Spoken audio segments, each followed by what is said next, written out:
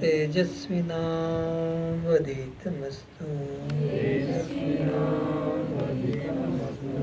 मा विद्विषावहै।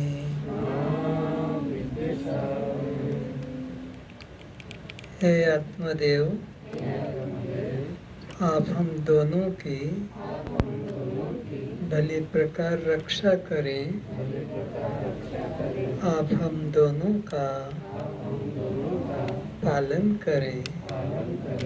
आप हमें बुद्धि शक्ति प्रदान करें, जिसके द्वारा हम अनादिकाल के भूले हुए अपने दृष्टा साक्षी भाव को स्मरण कर सकें। कोई गुरु, कोई पंडित, कोई शास्त्री हमें आत्मनिष्ठा से विचलित न कर सके। आपकी पढ़ाई गई ब्रह्म विद्या इतनी तेजोमयी हो, कोई हमें परास्त न कर सके।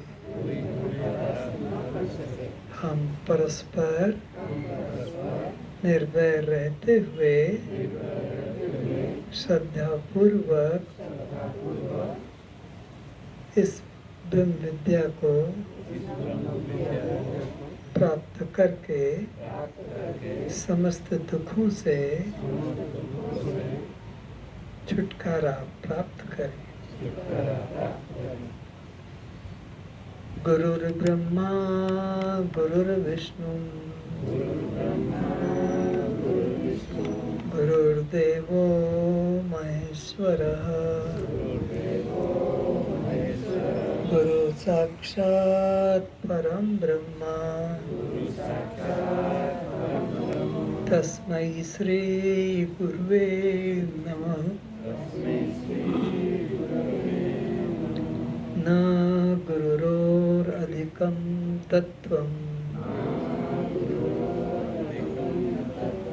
न गुरुरोरधिकं तपः तत्त्वज्ञानात् परतरं नास्ति। तस्मै श्री गुरुवे नमः। तीन लोक नौ खंड में गुरु से बड़ा न कोई, हरि चाहे ना कर सके, गुरु चाहे सो होय। यह तन विष की भेल है, गुरु अमृत की खान। सिर कटाए जो मिले, तो भी सस्ता जान। सात समुद्र की मसी करो, लेखनी सब बन राय। धरती सम कागज करो, गुरु गुण लिखा न जाए। त्वमेव माताश्च पिता त्वमेव,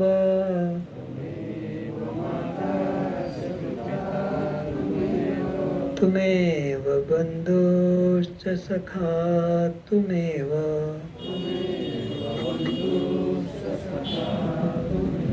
त्वमेव विद्या त्रिगुणं त्वमेव।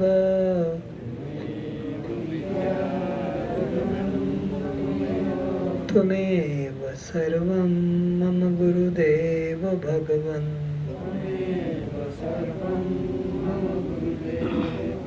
त्वमेव सर्वं मम गुरुदेव भगवन्।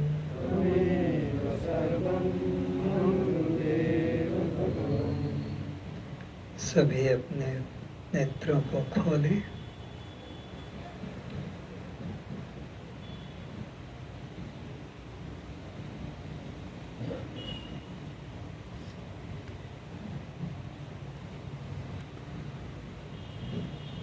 जन्मों जन्मों से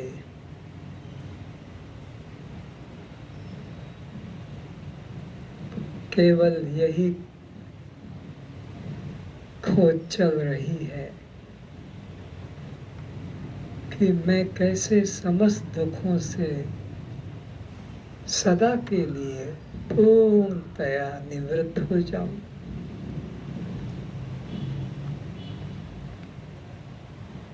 और अखंड आनंद में भरपूर हो जाऊं।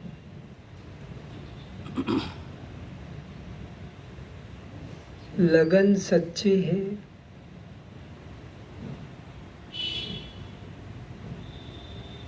पर प्रयास दौड़ गलत है। लगन सच्ची है प्रत्येक प्राणी को, उसमें कोई अंतर नहीं, सब यही चाहते हैं, लेकिन दिशा गलत चुन रखी।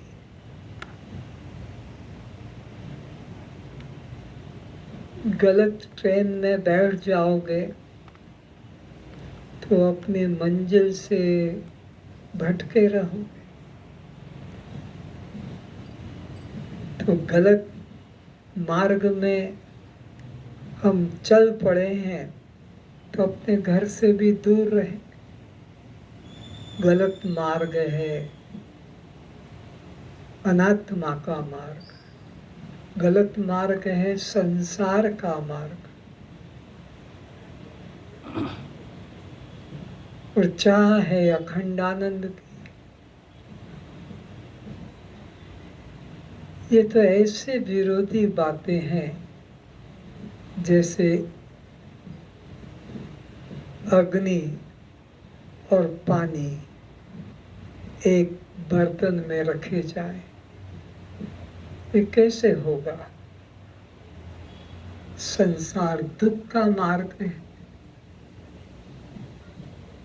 विनाश का मार्ग है,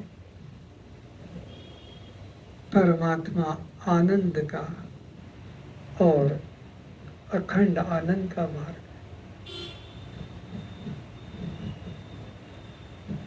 इस भ्रांति को दूर करने के लिए कोई मार्गदर्शक की आवश्यकता पड़ती है।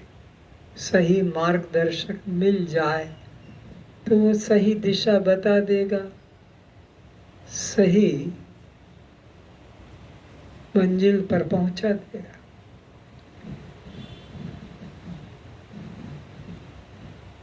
इसी तलाश में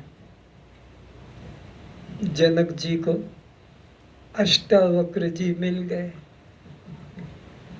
और उन्होंने सही दिशा, सही मंजिल पर बिठा भी दिया कि हे जनक, ये संसार, ये राज्य, ये परिवार, ये धन, पुत्र, पत्नी, रानियां, ये सब दुख का मार्ग है, अनित्य का मार्ग है, 84 में भटकाने का मार्ग है। इसलिए इनका मन से त्याग कर दे और एक ही निश्चय रख कि मैं शरीर नहीं हूं, मैं केवल दृष्टा, साक्षी, जानने वाला, देखने वाला चैतन्य आत्मा, बस। और कोई साधन करने की आवश्यकता नहीं। अविचार से ही बंधन है और विचार से ही मुक्ति है। बस विचार ही गलत कर लिया है, सही विचार कर लो, परमात्मा कभी खोया नहीं, परमात्मा दूर हुआ नहीं, हम परमात्मा से कभी दूर गए नहीं। आगे अष्टावक्र जी कहते हैं, अचिंत्य का चिंतन तो वही कर सकता है जिसको अपने आत्म स्वरूप का साक्षात्कार हो चुका है। सत्य का, आत्मा का चिंतन, परमात्मा का चिंतन वही भाग्यशाली पुण्यात्मा कर सकता है जिसने के आत्मा का अनुभव किया है। जिसने आत्मा का अनुभव नहीं किया वो आत्मचिंतन कैसे करेगा? वो तो फिर अनात्मा का ही चिंतन करेगा, और अनात्मा का चिंतन आत्मा का चिंतन नहीं है, क्योंकि आत्मा अचिंत्य है। आत्मा को चित्त के द्वारा आत्मा का चिंतन नहीं किया जा सकता है। अचिंत्य का चिंतन करने वाला कोई विरला ही व्यक्ति होता है। अचिंत्य का चिंतन करने वाले कोई बिरला ही हो सकता है। क्यों कि आत्मा का तो चिंतन होता ही नहीं, आत्मा का तो आकार है नहीं, आत्मा का तो रूप है नहीं, तो आत्मा का चिंतन वही कर सकता है जिस पर गुरु की विशेष कृपा है। गुरु के बिना आत्मा का अनुभव कोई कर नहीं सकता। इसीलिए कहा गुरु मोक्ष मूलम गुरु कृपा।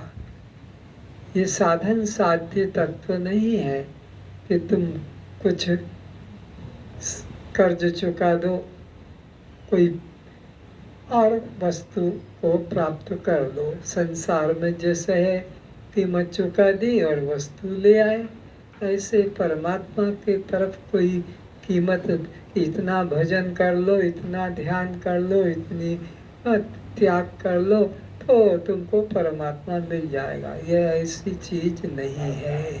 ये कृपा साध्य है, ये साधन साध्य वस्तु नहीं है। तो आत्मा का चिंतन तो करोड़ों करोड़ों में कोई एक ही कर सकता है जिसने आत्मा का साक्षात्कार किया है। बाकी लोग आत्मा का चिंतन नहीं, अनात्मा का ही चिंतन करते हैं और मानते कि हम आत्मचिंतन करते हैं।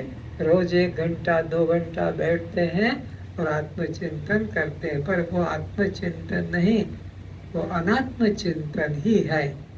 कोई रूप का चिंतन, कोई ज्योति का चिंतन, कोई नाद का चिंतन, इस प्रकार के चिंतन को ही वह ब्रह्म चिंतन, आत्मचिंतन मान लेते हैं, पर वह परमात्मा का चिंतन अचिंत्य है।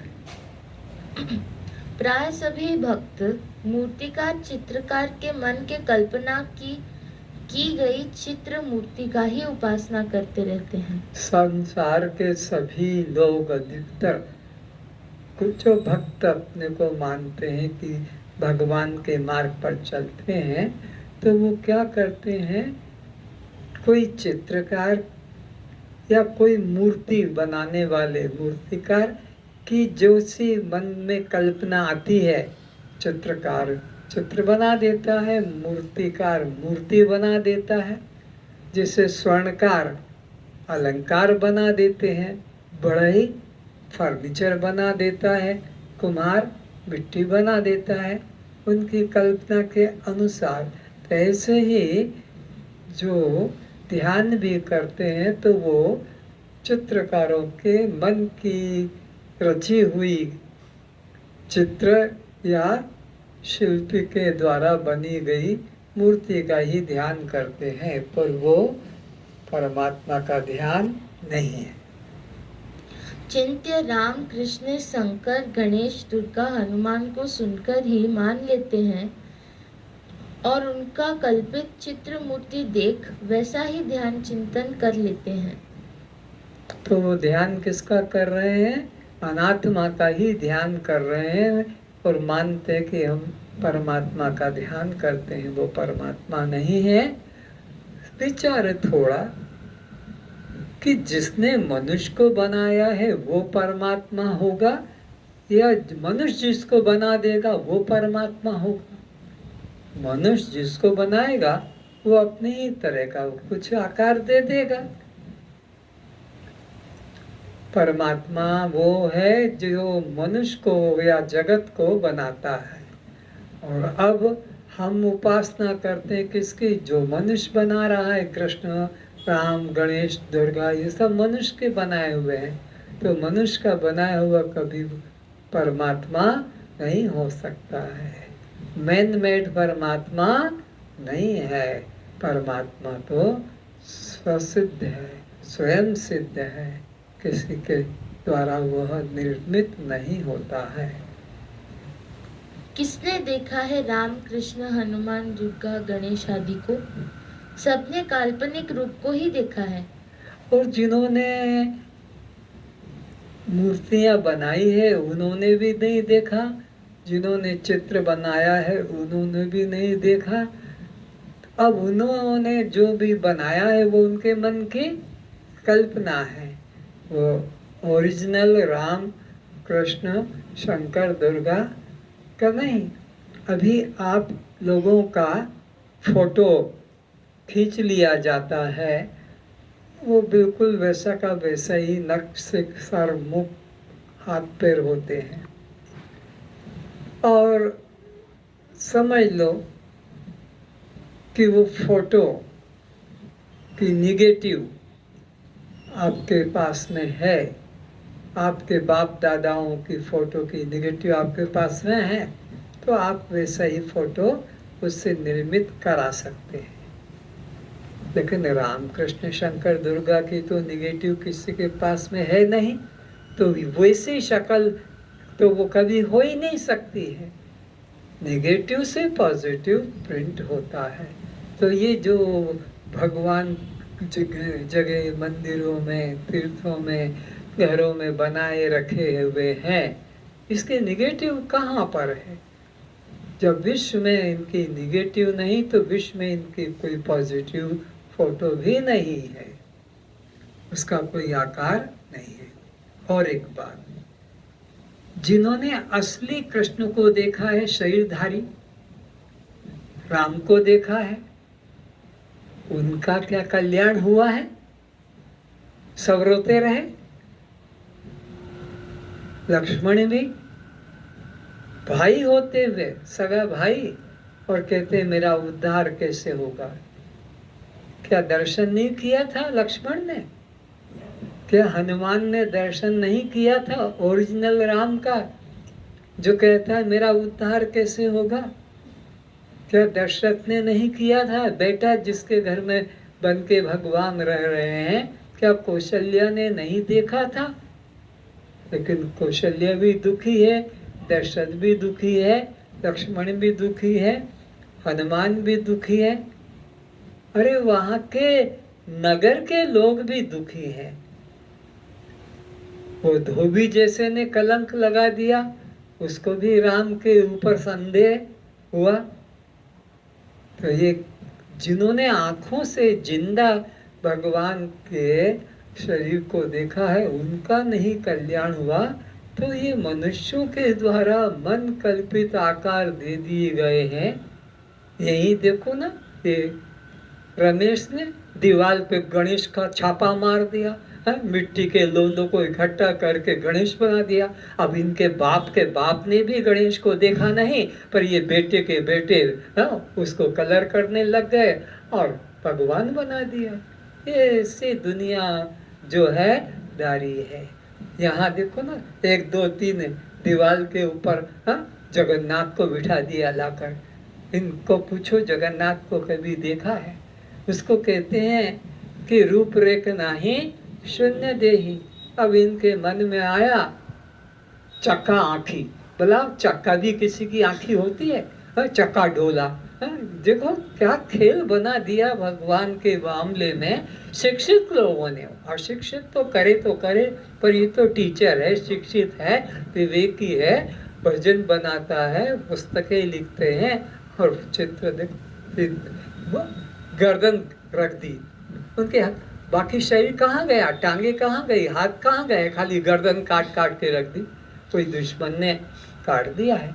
तो ये सब मन कल्पित रचनाएं को ये लोग भगवान की उपासना मान रहे हैं। उसके हाथ नहीं फिर भी अलंकार बना दिए, उसका सिर नहीं है लेकिन फिर भी मुकुट लगा दिया, उसका गला नहीं है फिर भी मालाएं पहना दी है, उसकी आँख मुख नहीं है फिर भी उसको भोग रखा जा रहा है। तो परमात्मा का चिंतन कोई कर नहीं सकता, सब चिंतन मन कल्पित माया के ही है। तो भगवान खुद कहते हैं नाहम प्रकाशस्य सर्वस्य योग माया समावृत मूढ़ो अयम नाभिजानाति लोको माम अज अव्ययम। अरे मैं तो आज तक किसी के आगे प्रकट ही नहीं हुआ, आज तक मुझे किसी ने अपनी आंखों से देखा नहीं। ये भगवान कृष्ण के वचन है, ये वेद के वचन है कि मुझे आज तक किसी ने नहीं देखा। तुम्हारी हमारी बात तो जाने दो, कौशल्या ने नहीं देखा, दशरथ ने नहीं देखा, लक्ष्मण ने नहीं देखा, हनुमान ने नहीं देखा, कि रावण ने भी नहीं देखा। क्यों नहीं देखा? मैं तो योग माया के पर्दे के पीछे खड़ा हूं। ये योग माया के पर्दे को ही भगवान मान गए। जैसे वो बुरखे वाली महिला काला बुरखा पहनती है, कभी सफेद पहन लेती है, कभी पीला, तो उसी को बस काला पीला हरा रूप मान लिया, जबकि वो बुरखे के अंदर है, ये कैसी है कैसा है कुछ पता नहीं। तो भगवान भी ये मुरली और ये त्रिशूल, ये चतुर्भुज, यह सब माया के रूप है। ये बुरखे पहने हुए हैं। वो जो जगन्नाथ महाप्रभु है, वो जो विश्वनाथ है, विश्वनाथ नाम भी क्या, विश्वनाथ, केवल हिंदुस्तान का नहीं, केवल हिंदुओं का नहीं, केवल ब्राह्मणों का नहीं, विश्व का जो स्वामी है, नाथ है, जगत का जो नाथ है, वो जगन्नाथ है।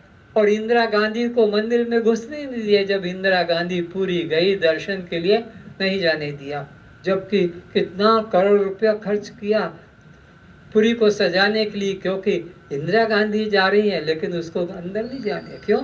वो मुसलमान से शादी कर ली। तो जगन्नाथ मुसलमान का नहीं है, वो खाली हिंदुओं का है, वो ब्राह्मणों का है, वो केवल उड़ीसा का है। क्या धर्म बना लिया और उसी धर्म के आधार में सब चल रहे हैं। तो परमात्मा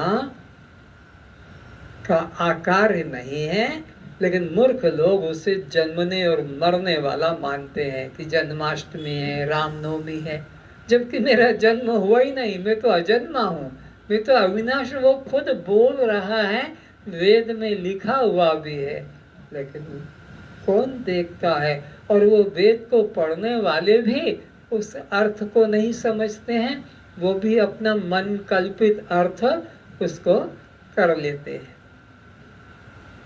शरीरधारी त्रेता राम व द्वापर के कृष्ण को सुंदर रूप देने की कोशिश चित्रकारों मूर्तिकारों ने की है, किंतु काल्पनिक वस्तु तो कल्पना ही है।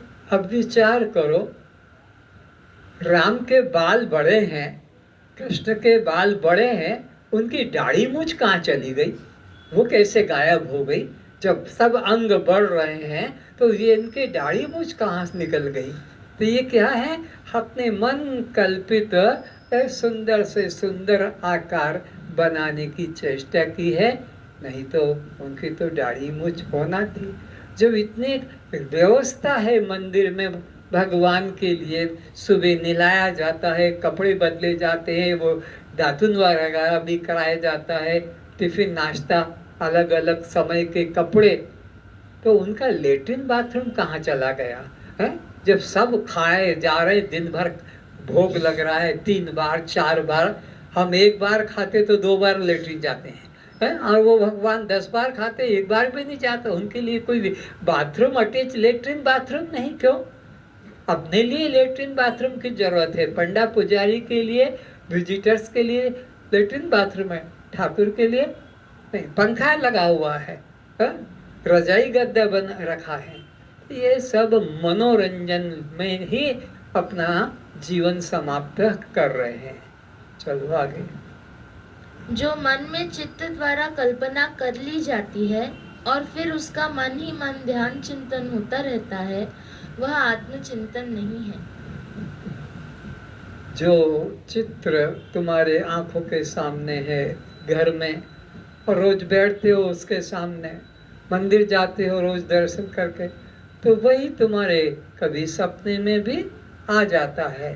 तो उसको तुम कहते हो आज मेरे सपने में भगवान आ गए, सपने में आए।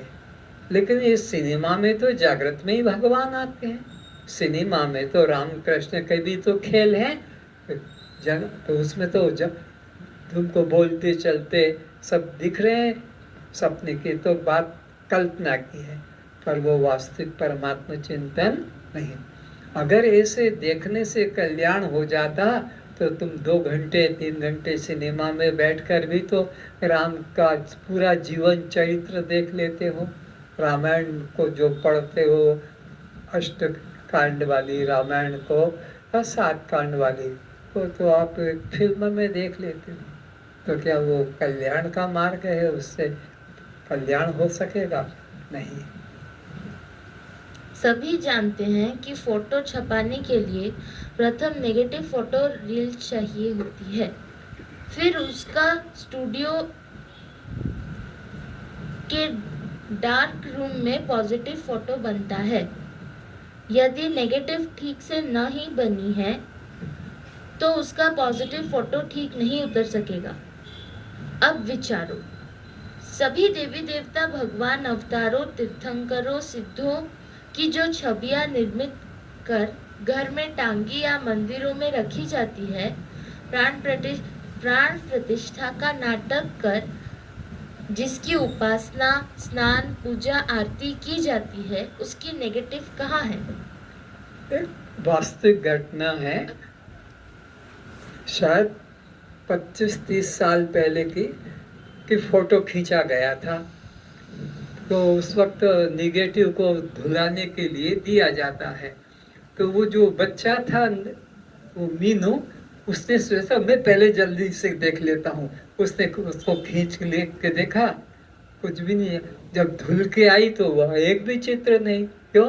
वो तो डार्क रूम में जाकर निगेटिव से पॉजिटिव बनता। उसने सोचा वो तो कब बनेगा, मैं अभी से इसको खोल के देख लेता हूँ। वहाँ प्रकाश पड़ गया, समझना। जब प्रकाश पड़ जाएगा निगेटिव पर तो वो निगेटिव बेकार हो जाएगी, वहाँ कुछ चित्र नहीं उठेगा। तो तुम्हारे अंतःकरण में अगर गुरु के ज्ञान का प्रकाश पहुँच गया, फिर वहाँ संसार की कोई फोटो नहीं उठ सकती, क्योंकि प्रकाश के अंदर वह डेवलप नहीं होता है।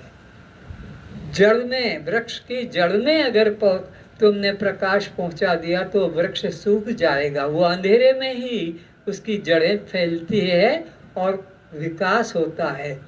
किसका? वृक्ष का है, पौधे का। पर वहाँ प्रकाश पहुंचा दिया, वहाँ फिर वह नहीं होगा। तो जिसके अंतःकरण में ज्ञान का प्रकाश गुरु के द्वारा, क्यों उधर देखा? कोई बीमारी है उधर देखने की? तो प्रकाश पहुंच जाने से वहाँ वह वृक्ष फिर सूख जाता है। तो तुम्हारे अंतःकरण में अगर गुरु का ज्ञान का प्रकाश पहुंच गया, फिर वहाँ संसार फोटो बन नहीं सकता। आगे बोलो। जब नेगेटिव नहीं तो सभी फोटो मूर्ति कल्पना मात्र है। तो जिसका नेगेटिव नहीं, बस समझ लो वो सब क्या है? कल्पना। समझ में आ गया? तो ये जितने मंदिरों में मूर्तियां हैं और तुम्हारे घरों में जितने चित्र है, मूर्तियां, ये सब क्या है? कल्पना। क्या है?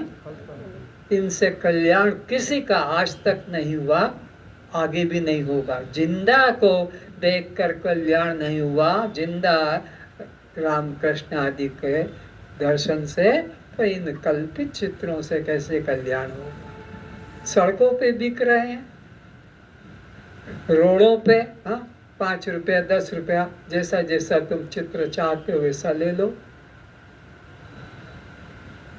अब अचिंत्य का स्वरूप कैसा है यह जानने की चेष्टा करेंगे और उसमें स्थिर कैसे रहेंगे, इस गंभीर विषय का विचार करेंगे। अचिंत्य के चिंतन के लिए चित्त की एकाग्रता चंचलता से कोई संबंध नहीं है। अचिंत्य का चिंतन करने के लिए हमको एकाग्रता की जरूरत पड़े, ध्यान की जरूरत पड़े, आसन की जरूरत पड़े, तो वो परमात्मा का चिंतन अचिंत का चिंतन नहीं है।